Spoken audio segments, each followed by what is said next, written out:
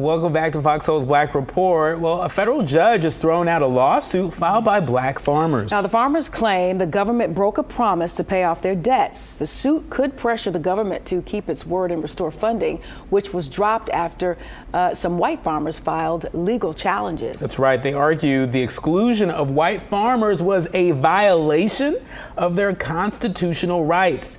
Even though the government is working on more financial help, the group says the program doesn't match what they were promised. Listen, when we get into talking about stuff like this, I always take it back to, there is a group of folks who had like a 400+ year start at this thing called, life here in America. Life, liberty, and the pursuit of happiness. Free life here in America. And so there's no way that you can talk about being excluded when these black farmers and black folks in general have never been included in the first place. I mean, and for some of us, we're still trying to get to the starting line, let alone find the finish line that continues to move as far as that goalpost is concerned. So, listen, I don't understand, sometimes for me, the cries of the oppressor are a little bit hard to kind of understand and really feel for as being a descendant,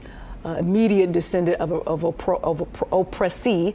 My great-grandfather lived to be 95, and so I can go right back 2 generations, and I think I'm right back at slavery. So you kind of missed me with this argument. Yeah, I mean, and you're right. I mean, this argument is essentially, it was an argument about reverse racism. That's what it was about.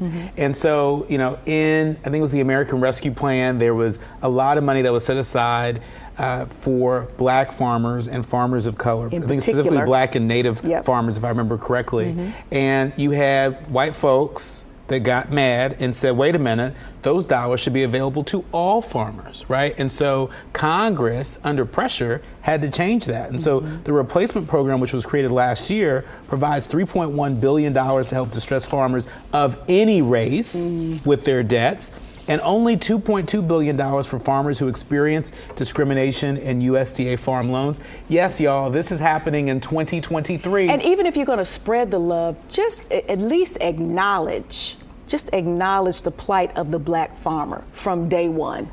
At least acknowledge that. But you know what? Like, this is kind of at the heart of what the reparations movement has given so much voice to, repairing the harm.